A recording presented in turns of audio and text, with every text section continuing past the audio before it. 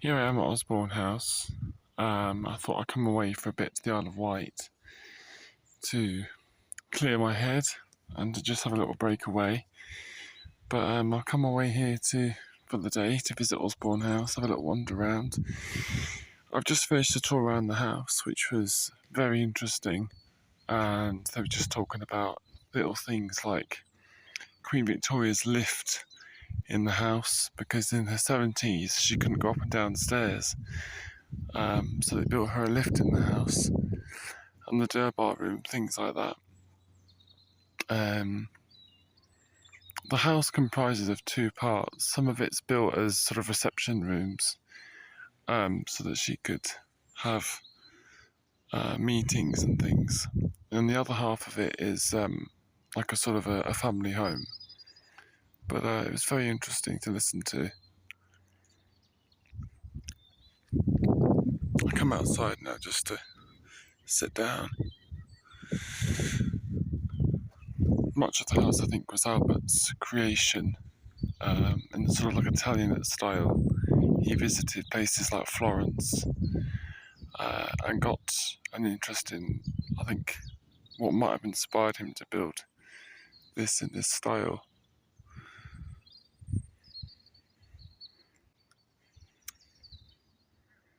But it's very peaceful out here. I came in the morning because I wanted to miss the crowds, and it's very, very peaceful.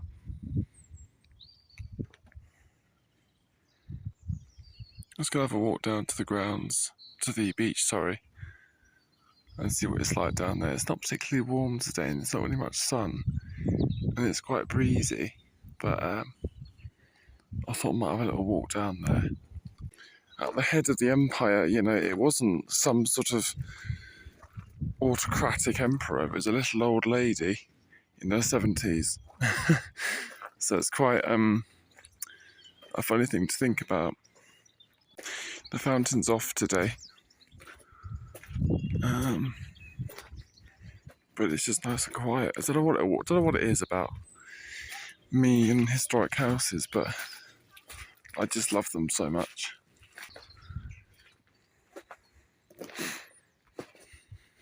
I learnt about the Munchie and John Brown,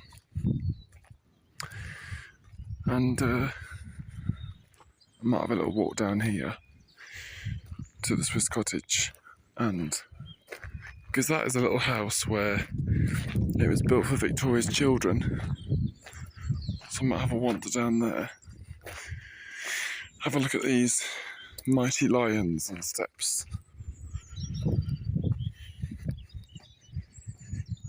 Quite beautiful. I came here about a year ago, and it was so busy before, but this time it's very quiet in the house. I think I was one of the first people in there, so it was really nice to just have the place to yourself, even if it is for a few minutes. And I think I know roughly the way to the Swiss cottage, so I'm going to make my way there and have a look. Let's get a view of the house in the distance. You see it in all the photographs online. That sort of building there is called the Pavilion, and that's where the private apartments are located. And then the big section here is where all of the staterooms are, and important areas, because Osborne functioned as a family home and also a place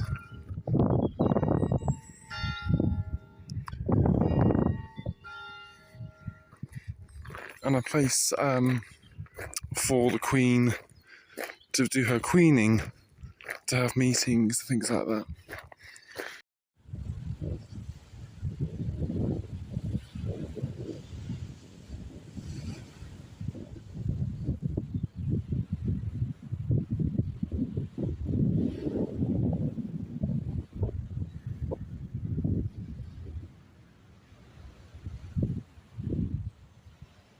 So here I am on the little estate called the Swiss Cottage at Osborne, and it was created for all of the princes and princesses to basically learn how to cook and garden, things like that.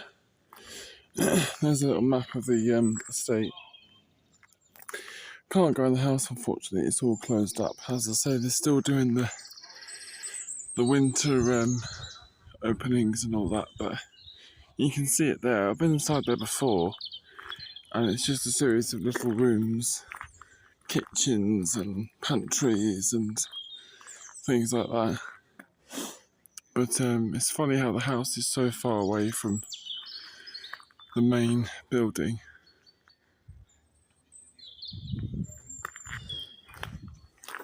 Beautiful shot this is of the house with the trees lining the pathway. See the tower there on the left. I've just had a walk down to the Swiss cottage, which was about a mile through the park, and then I came back up this way, and I'm just following this path down back to the house. Have a look in the cafe, have a coffee. But yeah, it's just a nice experience. You can see all the gardens again. And it's not even 12 o'clock, so this is a massive difference for me, because I'm not usually up till, usually wake up a lot later in the day. But when I'm away, it's a bit different.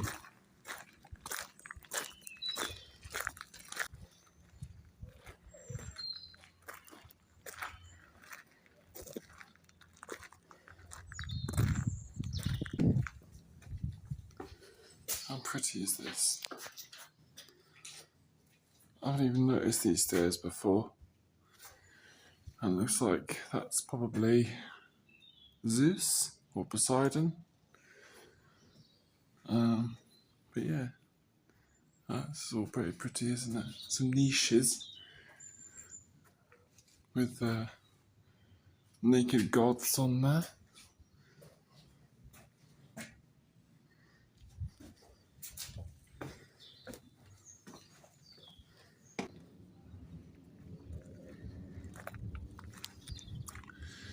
Apparently, I've heard that there are apartments here for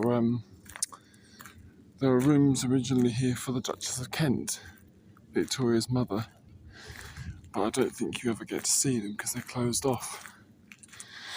But I've heard that workers that are here most of the time get to see them behind the scenes, which is quite cool. The house is obviously under a bit of restoration. I noticed inside that there needs to be a bit of restoration here and there. I like the details in the architecture. The lawns of Osborne House, with a beautiful view of the Durbar wing, if you can see there. The styles of the house, that correctly. I know that it's Italianate, but I don't know for sure. But on the right, the windows look a lot more, sort of a bit more modern, I suppose you could say.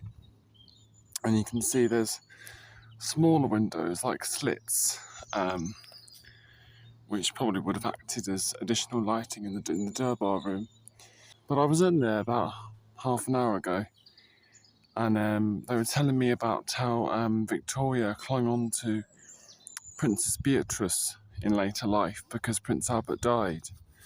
So Queen Victoria clung on to Princess Beatrice, her youngest daughter, I believe, as like a sort of companion figure. And Princess Beatrice had apartments upstairs, above the Durbar room. And you can imagine they were sort of small, cluttered Victorian rooms. I'm looking at these lawns here, and I can imagine Victoria having tea parties out here, entertaining European royalty, the Romanovs, all kinds of visiting dignitaries would have come here. But it's a beautiful view of the house nonetheless. Ever so often you hear the bells going in the tower, which is...